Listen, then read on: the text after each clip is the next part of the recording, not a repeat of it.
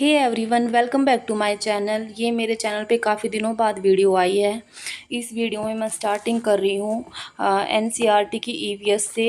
मैं 6th class से start कर रही हूँ। जो एसएसटी के लिए जिसने भी जो भी फॉर्म फिल करता है एसएसटी के लिए, चाहे वो केवीएस का हो, सीटेट का हो, डीएसएसबी का हो, एनवीएस का हो, फर्स्ट ऑफ ऑल हमें एनसीईआरटीज़ पढ़नी पड़ती हैं। या फिर और एग्ज़ाम्स के लिए भी हमें अपनी जीएस को स्ट्रॉन्ग करना हो तो हमें एनसीईआरटीज़ को पढ़ना पड़ता है। तो इस वीडियो में मैं आपके सामने अपने हाथों से बनाए हुए एनसीईआरटी से पढ़े हुए नोट्स आपके सामने लेके आई हूँ। तो फर्स्ट मैं इस वीडियो में स्टार्ट कर रही हूँ 6th की ज्योग्राफी से। चैप्टर 1 कवर करने की कोशिश की है मैंने इस वीडियो में। तो जो ये सोलर सिस्टम नाम का चैप्टर है इसको हम इस वीडियो में पढ़ेंगे। तो ये इंपॉर्टेंट पॉइंट्स हैं, वन लाइनर है, सिर्फ आपको इनसे गो थ्रू होने की ज़रूरत है और आपके जो ये टॉपिक है वो एकदम क्लियर हो जाएगा। तो स्टार्ट करते हैं बिना टाइम वेस्ट किए। सूर्य, चंद्रमा तथा वे सभी वस्तुएं जो रात के समय आसमान में चमकते हैं खगोलीय पिंड कहलाते हैं। यानी सेलेस्टियल बॉडी किसको बोलेंगे? सन यानी सूर्य, चंद्रमा तथा वे सभी वस्तुएं जो रात के समय हमें आसमान में चमकती हुई दिखाई देती हैं, तारे या फिर बाकी सब जो वस्तु जो उल्का पिंड, ये सब क्या है हमारे खगोलीय पिंड। इनको क्या बोलेंगे? खगोलीय पिंड। ठीक है, सेलेस्टियल बॉडी। फिर नेक्स्ट पॉइंट आता है, जिनके पास अपनी ऊष्मा व प्रकाश होता है तारे कहलाते हैं।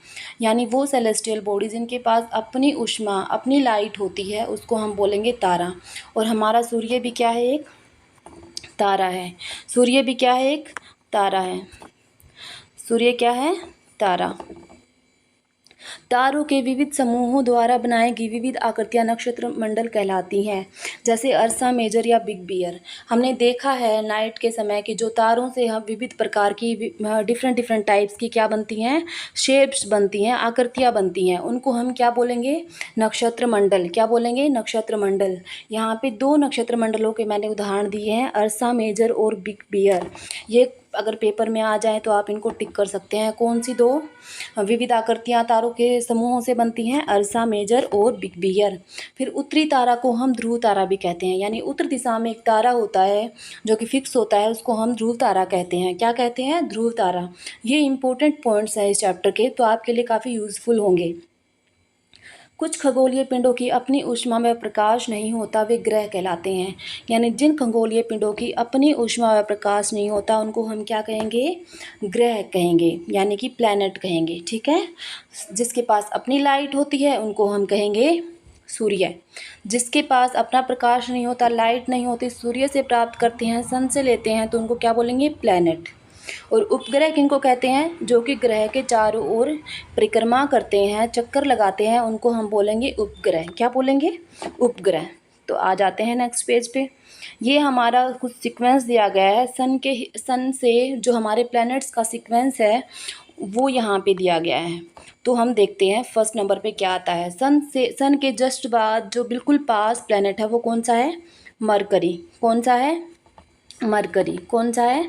मरकरी, यानी बुध है। ठीक है, बुध। क्या है? बुध। सेकंड नंबर पे क्या है? शुक्र यानी वीनस है। फिर थर्ड नंबर पे है अर्थ यानी पृथ्वी है। फिर है मार्स। क्या है? मार्स यानी मंगल। फिर है जुपिटर यानी बृहस्पति, सबसे बड़ा ग्रह सोलर सिस्टम का जुपिटर। फिर है सैटर्न। क्या है? सैटर्न। अगर पूछा जाए छल्ले किसके चारों ओर है? सैटर्न के चारों ओर, आप देख सकते हैं। फिर है हमारा यूरेनस। फिर है हमारा नेपच्यून। इनको याद करने का एक सिंपल फॉर्म भी होता है, एक सेंटेंस होता है जिसको हमें याद करना पड़ता है। My very educated mother just served us noodle या फिर नट्स। यानी माई for mercury, my very for Venus, educated means earth, mother means Mars, Jupiter just, served Saturn, us Uranus, noodles Neptune. यानी कि my very educated mother just served us noodles. इससे हम इनका सन के according sequence याद कर सकते हैं। ठीक है, अब आगे देखते हैं। बृहस्पति, शनि, यूरेनस के चारों ओर छल्ले हैं। जो या लास्ट वाले हमारे प्लैनेट है कौन सा? Jupiter, Brihaspati, Saturn, Shani, Uranus और नेपच्यून के चारों ओर क्या है? छल्ले हैं। क्या है? छल्ले हैं। फिर 2 डेफिनेशन हमें याद करनी होती हैं। फर्स्ट वन है आंतरिक ग्रह किसको कहते हैं? क्या? आंतरिक ग्रह किसको कहते हैं? आंतरिक ग्रह। ठीक है। तो देखते हैं आंतरिक ग्रह सूर्य के बहुत नज़दीक चट्टानों से बने हैं। जो आंतरिक ग्रह हमारे सूर्य के नज़दीक हैं, यानी जैसे ये मरकरी, वीनस, अर्थ, मार्स, ये सब क्या हैं, आंतरिक ग्रह हैं और सूर्य के बहुत नज़दीक हैं। तो ये चट्टानों से बने हैं। किससे बने हैं? चट्टानों से। इनको बोलेंगे हम आंतरिक ग्रह। बाह्य ग्रह कौन से होते हैं? सूर्य से थोड़ा डिस्टेंस पे होते हैं। क्या होते हैं? सूर्य से थोड़ा डिस्टेंस पे होते हैं और गैस व तरल पदार्थों से बने होते हैं। किससे बने होते हैं? गैस व तरल पदार्थों से बने होते हैं। इन्हें हम बोलते हैं बाह्य ग्रह। तो सिंपल सा है, आंतरिक ग्रह चट्टानों से बने होते हैं और सूर्य के काफ़ी नज़दीक होते हैं। बाह्य ग्रह होते हैं वो सूर्य से थोड़ी दूरी पर होते हैं और तरल पदार्थों से बने होते हैं। आगे देखते हैं बुध। फर्स्ट प्लैनेट के बारे में हम क्या पढ़ते हैं? डीपली पढ़ते हैं। मरकरी यानी कि बुध। ठीक है। सूर्य के चारों ओर परिक्रमण करने में कितना टाइम लगाता है ये? 88 दिन। यहाँ पे 28 गलत लिखा गया है तो इसको करेक्ट कर लीजिए। यहाँ कितना आएगा? 88। तो कितना आएगा? 88 डेज। यानी जो हमारा बुध है वो क्या सूर्य के चारों ओर चक्कर कितने दिन में लगाता है? सूर्य के चारों ओर परिक्रमण, यानी जो भी प्लैनेट होते हैं अपने अक्ष के चारों ओर करेंगे उसको बोलेंगे घूर्णन, और जो सूर्य के चारों ओर करेंगे सिंपल सा है उसको बोलेंगे परिक्रमण। तो बुध है वो सूर्य के चारों ओर 88 दिन में अपना एक चक्कर पूरा करता है। हमें पता है जो सूर्य के चारों ओर चक्कर पूरा करेगा वो क्या होगा? उसका ईयर होगा। जैसे हमारी जो पृथ्वी है 365 दिन में सूर्य के चारों ओर एक चक्कर पूरा करती है, तो हमारा एक साल कितने दिन का होता है? 365 दिन का। ठीक है, एक साल 365 दिन का होता है। वैसे ही सूर्य के चारों ओर जो बुध होता है वो 88 दिन में चक्कर पूरा करता है और अपने अक्ष पर 59 डेज में। तो देख लो हमारा दिन वही बुध का दिन 59 डेज में अपने चारों ओर चक्कर पूरा करता है बुध, और 88 दिन में सूर्य के चारों ओर परिक्रमण करता है। ये आपको फैक्ट हैं, आपको याद करने पड़ेंगे। फिर नेक्स्ट है सूर्य के चारों ओर चक्कर लगाने में शुक्र है जो हमारा नेक्स्ट ग्रह है वीनस, उसके बारे में हम पढ़ रहे हैं। सूर्य के चारों ओर चक्कर और चारों ओर परिक्रमण 265 दिन में, यानी कि 100 दिन कम पृथ्वी से। ठीक है, पृथ्वी 365 दिन में पूरा करती है, शुक्र कितने दिन में पूरा करता है? सूर्य के चारों ओर 265 दिन में और अपने अक्ष पर 243 डेज में। ठीक है, 243 डेज में। ये आपको ट्रिक लगा के याद करने पड़ेंगे। ये पता नहीं 243 किसी का क्यूब होता है तो वहाँ से हम याद कर सकते हैं।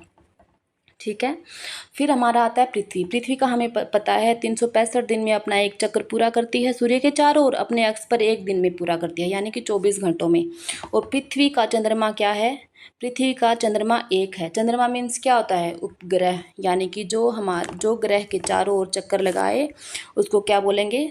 उपग्रह। तो चंद्रमा जो है हमारी पृथ्वी के चारों ओर चक्कर लगाता है। ठीक है, फिर आता है हमारा मंगल सूर्य के चारों ओर चक्कर लगाने में 687 दिन लेता है, यानी 687 दिन में 687 डेज में सूर्य के चारों ओर चक्कर लगाता है मंगल, और अपने अक्ष पर एक दिन में, जैसे कि पृथ्वी लगाती है। ठीक है, और इसके 2 चंद्रमा हैं यानी 2 उपग्रह हैं इसके। ठीक है, फिर बृहस्पति सूर्य के चारों ओर 11 साल 11 महीने में चक्कर लगाता है, यानी उसको एक चक्कर सूर्य का पूरा करने में 11 साल 11 महीने लग जाते हैं। सिंपल सा फैक्ट है कि हम जितना सूर्य से दूर होते जाएंगे उतना ही हमें सूर्य का चक्कर लगाने में टाइम लगता जाएगा। ठीक है, जो ग्रह जैसे बुध हमारा सूर्य के बिल्कुल नज़दीक था तो 88 दिन लग रहे थे, फिर शुक्र को उससे थोड़े से ज़्यादा लगे, पृथ्वी को और ज़्यादा, फिर मंगल को 687 दिन लगे, बृहस्पति को 11 साल लगे। ठीक है, वैसे ही अपने अक्ष पर पूरा करने में उसको 9 घंटे 56 मिनट लगता है। 9 घंटे 56 मिनट अपने अक्ष पर कर रहा है वो दिन होता है, और सूर्य के चारों ओर जो परिक्रमण होता है उससे साल बनता है। इसके चंद्रमा 53 हैं। कितने हैं? 53। 53 चंद्रमा है बृहस्पति के, ये याद रखना है। फिर है शनि सूर्य के चारों ओर 29 साल 5 महीने में चक्कर लगाता है, यानी सूर्य से जितना दूर होते जाएंगे प्लैनेट उतना ही उनको सूर्य के चारों ओर चक्कर लगाने में टाइम लगता जाएगा, और अपने अक्ष पर 10 घंटे 40 मिनट में चक्कर लगाता है शनि, और इसके भी 53 ही चंद्रमा है यानी उपग्रह हैं। ठीक है, बृहस्पति के भी 53 उपग्रह हैं, वैसे ही शनि के भी 53 उपग्रह हैं। ठीक है, ये आपको फैक्ट हैं, लर्न करने पड़ेंगे। आप स्क्रीनशॉट ले लीजिए अगर लेना चाहें तो। फिर यूरेनस के चारों ओर यूरेनस को सूर्य के चारों ओर चक्कर लगाने में टाइम लगता है। यस, 84 साल। कितने? 84 साल। ठीक है, 84 साल लगते हैं। ठीक है,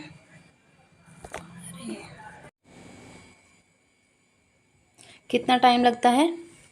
84 साल लगते हैं चक्कर लगाने में, और 17 घंटे 14 मिनट लगते हैं अपने अक्ष के चारों ओर चक्कर लगाने में।